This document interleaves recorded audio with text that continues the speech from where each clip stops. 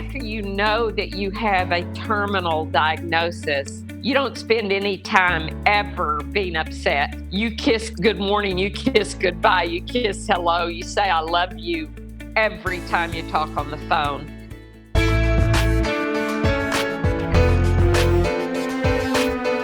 Welcome to the Brand New Me podcast. I'm Frances. And I'm Pam. And we are two women passionate about helping others thrive in life, not just survive. In each episode, we're going to find creative ways to offer hope for your future through our own life experiences. So join us every week as we learn together that we really can be a brand new me.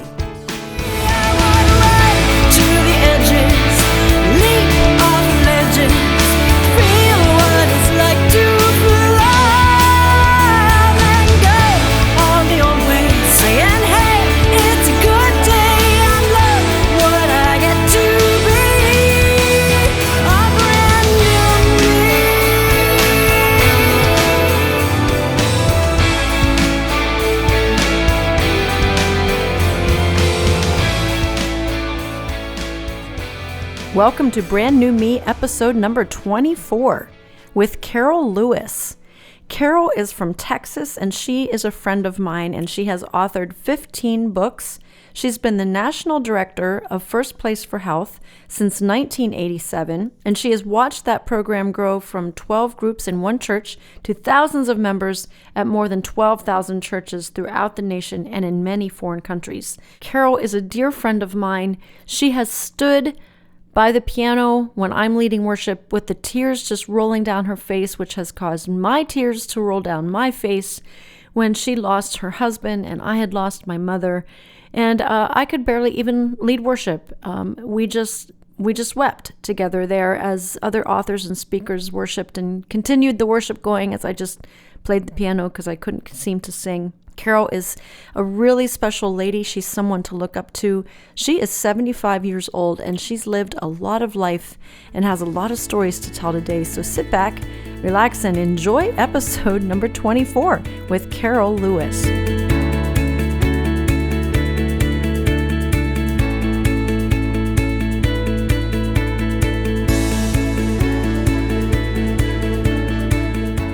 Well, Carole Lewis, we are delighted to have you on the Brand New Me podcast. We are looking for stories of people who have been through challenging things, who not just survive in life, but actually thrive. And you are one of my heroes when it comes to going through hard things and surviving. And you have quite a few things you've been through, and just recently, Hurricane Harvey. But let's start back with one of the big things I know about in your life, the loss of your daughter. Was it Thanksgiving Day? Is that right? That night, 2001. Okay. Tell us. It was Sherry was our middle child. We had an older daughter, and Sherry, and then John was the baby. And she had three girls, and at the time of her death, they were 13, 15, and 19. And Sherry had been in my first place class that session, and she lived up near Round Top, Texas, in Chapel Hill. So she drove over an hour every week to come to my class, which was such a blessing. She brought my niece with her. So that particular day, the Lord woke me up very early that morning, and I laid there and argued with him for about 10 minutes till I was wide awake that we had 30 people coming for lunch and I could just pray laying there in the bed. And so when I was finally awake, I went into the kitchen, started my coffee. I just opened my Bible. I didn't really want to be there. I knew it was going to be a long day. My mom, who had dementia, lived with us at the time. So I just opened my Bible and it fell open to James 1. Count it all joy when you face various trials, for you know the testing of your faith develops perseverance. And perseverance must finish its work so that you'll be mature and complete in everything. And I read through that first chapter of James 1 couple of times while the coffee was making. And the last verse, verse 27, says, "Pure religion and undefiled is this, that you take care of the widows and orphans in their distress." And I sat there early that morning thinking, what an odd verse. What does that mean? And months later, I realized that the Lord Jesus was already grieving with me the death of our daughter that I knew nothing about. And he needed me to be up, and he needed to spend time with me that morning for what was going to happen in the days ahead.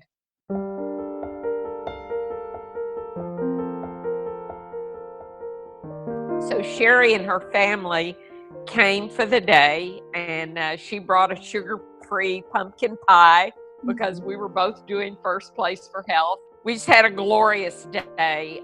She always decorated my Christmas tree on Thanksgiving. I had a nautical tree because we lived down on Galveston Bay on the water, and she didn't think anybody could do it as good as she could because she was quite a perfectionist about artistic type things. And so about 4 o'clock that afternoon, her husband Jeff came in and he said, "Honey, we need to go." They were expected at his parents at 5 for dinner that day. And Sherry said, "I'm almost finished. I've just got a couple more ornaments." And she put those ornaments on the tree and she stood back and looked at it from all angles, and they were gone. The next thing I knew, it was about 9 at night, and my husband's two of his three brothers were spending the weekend with us.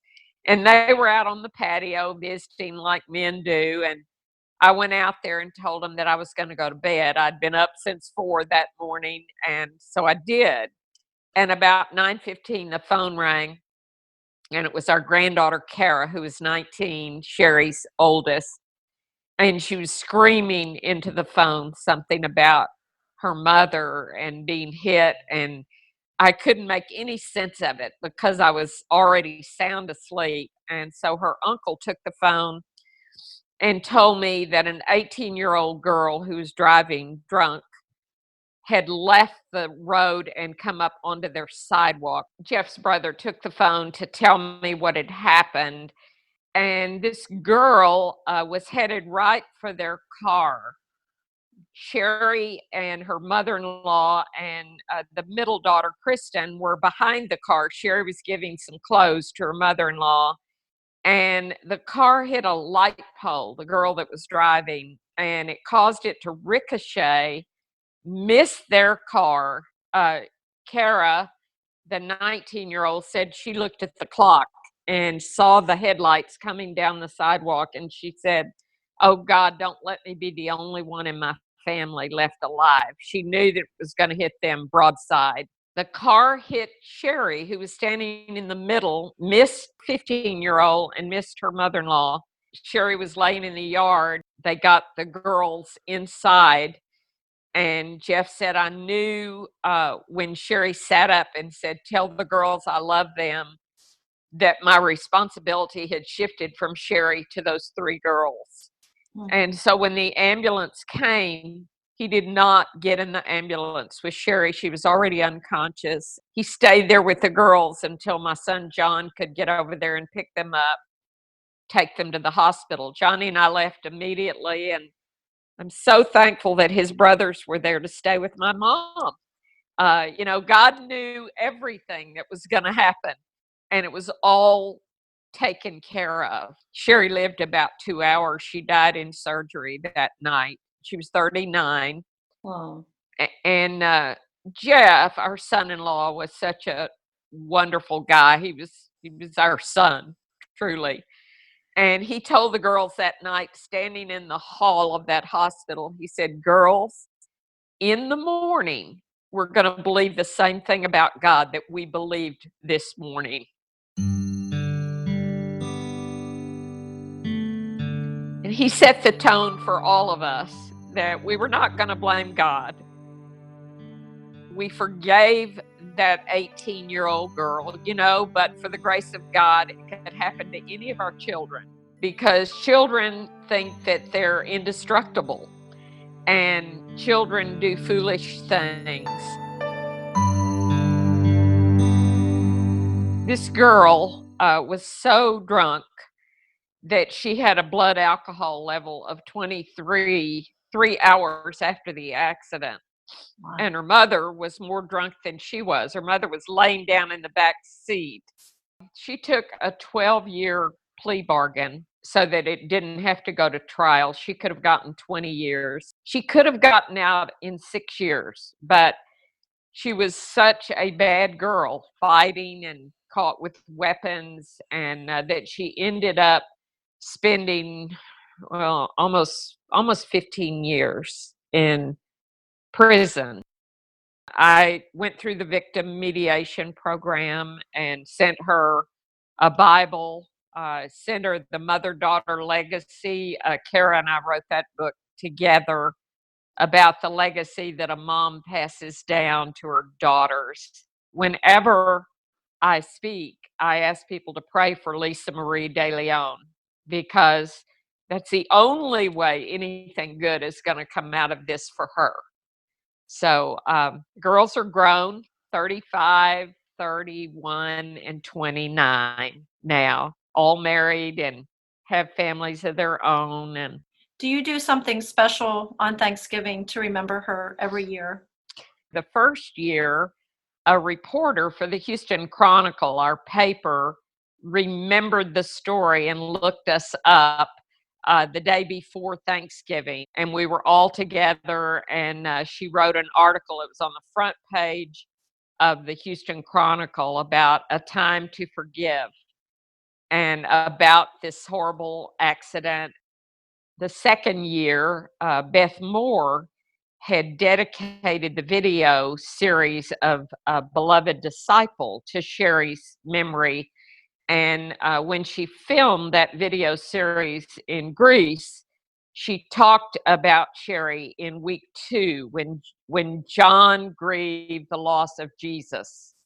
The day before Thanksgiving, the second year, her staff comes to my office bringing sets of these Bible studies for each one of the girls to have. And so we were able to watch that week 2 on Thanksgiving Day, that second year. And so it's a time where we're all together.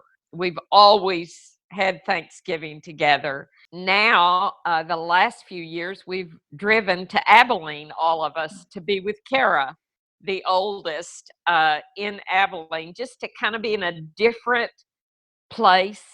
And people say, oh, I think it's so horrible that it happened on a holiday. But for me, it has been a wonderful thing because nobody ever forgets that it was Thanksgiving.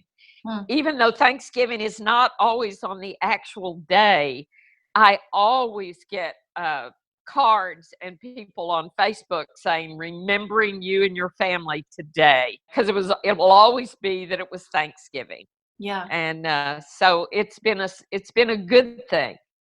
Tell us about Johnny got cancer and Johnny already had cancer. He I was couldn't imagine. diagnosed with stage 4 prostate cancer in 1997 and given a year and a half to 2 years to live. It was already in his lymph system, it was in his bones, it was in his pelvic bone and his spine and a place on his skull. And so we didn't have any hope that he would live very long. But we found this wonderful doctor in Los Angeles, of all places, and we live in Houston, who only treats prostate cancer. And he has men come to him all over the world. And we went to him just for a consultation to see what he thought. And he said, well, Johnny, I can't promise you that I can save your life, but I can promise you I can extend it beyond 2 years. Oh, And wow. so Johnny lived 16 and a half years with stage 4 Wow. cancer and had a good quality of life. And just a year after we started going to this doctor in LA, our publisher, Gospel Light in Ventura, California, which is an hour north of LA, and they had an apartment for their authors to stay in when they came there. And they said, anytime you come to the doctor, we want you to come to Ventura and stay in this apartment. It was attached to the Greg's home, the owners of Gospel Light. And we had so many wonderful years in Ventura. It's like 72 degrees year round, just a gorgeous place. Perfect. I would have meetings, and Johnny would sit in downtown Ventura and drink coffee and read books. He loved to go there, so he never minded going to the doctor. Probably 2 years before Johnny died, he asked our oncologist in Houston, he said, have you ever had anybody live as long as I have with stage 4 prostate cancer? And he said, not even close. He was a miracle. There is no doubt about it. People say, well, did it go in remission? No, it never went in remission. It just didn't grow all those years. The day before he died, it was our 55th wedding anniversary. And my sweet daughter, Lisa, would come over and sit with him at 6 o'clock in the morning when I would go work out on Tuesday and Thursday. She said, Mama, you need this. And Lisa's not a morning person, but she would come over at 6 a.m. so I could go. And that morning of our anniversary, she said, Daddy, today's your 55th wedding anniversary. What do you want me to get Mama? And he said, well, the Lexus dealership is closed. And nobody would have known what it meant except me.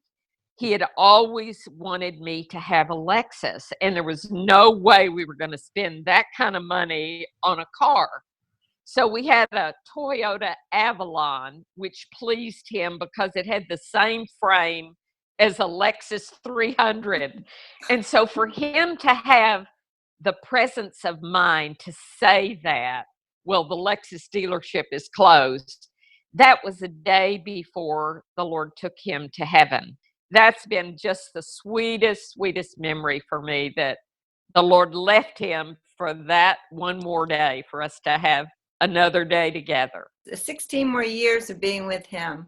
Oh, yes. And that was a blessing and a gift right there. That is for sure. And I've learned so much through the trials that I could have never learned had we not gone through them.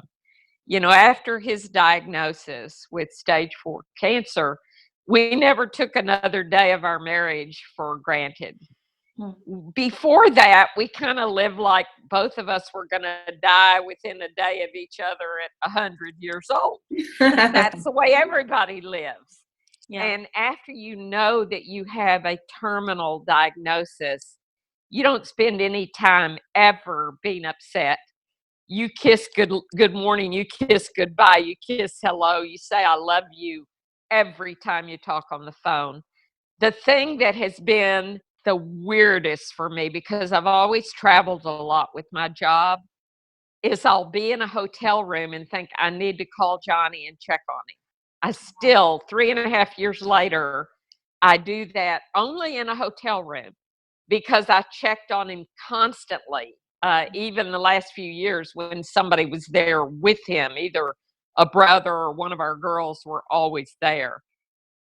Well, Carole, I know you lost everything in Hurricane Ike. You've just been through Hurricane Harvey, and this will be airing in December. Once you've shared part of that, tell us one or two things that you feel like you've learned now in hindsight of all these things you've lived through. What is the key to thriving and not just surviving and making it through all these things? Well, to tell you a little bit about Hurricane Ike, it was only a Category 2 storm. So had they not turned off the water at the bay, we might have even considered staying. But down there, they turn off the water to force you to evacuate. So we went to Round Top Retreat. Our friends, the Goads, called and said, come here. We went up there, and that night when the hurricane came in, we had a freak tidal surge that we've never had. There was a Hurricane Carla had come into that same body of water in 61, and there was no water in that house that we lived in. but we were 12 feet above sea level, and the tidal surge was 17 feet. And they think that it came in and out for about 3 hours. So our next door neighbors, who were a young couple, went down the next morning, and they had to hike 2 miles in because the water was covering the roads. And Melissa called me on the phone, and she was just sobbing. And she said, Carole, everything is gone from your house. All the furniture's gone. Everything is gone. It looks like it wasn't lived in. And I said, Melissa, would you take some pictures for me? And she said, you want pictures? And she was just crying. And I said, yes, because I don't want to walk in and not know what I'm going to face. So they took pictures of every room, every angle, and drove the 3 hours to Round Top from the bay to bring me the pictures on their computer. Greg said there was no way I was going to email you those pictures. I had to be here. And they spent the night with us, and Greg said, we want you to live in our house. Their house was up on pilings, and it was a new house, and the whole bottom was demolished. But within 2 weeks, it was all built back.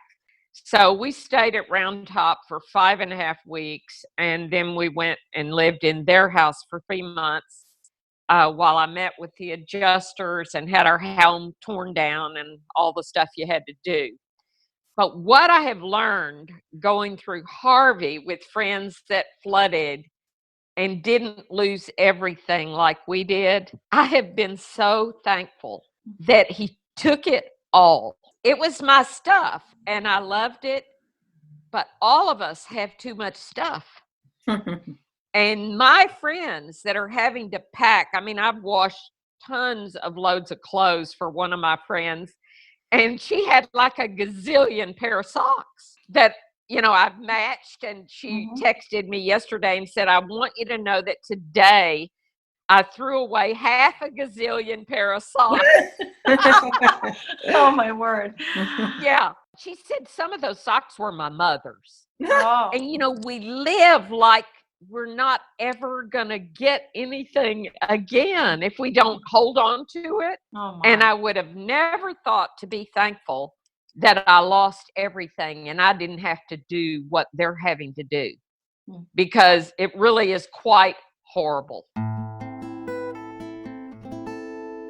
The thing that I've learned that has made me strong is that God inhabits the praises and the thankfulness of his children. The other night, I dropped some wet cat food on the floor, and when I reached down with a sponge, I said, thank you, God, that this floor is dry so that I'm able to help other people. Nobody knows like somebody who's been through it what it's like and the emotions that they're going through. We live in America and you can get your stuff back way too easy. So travel light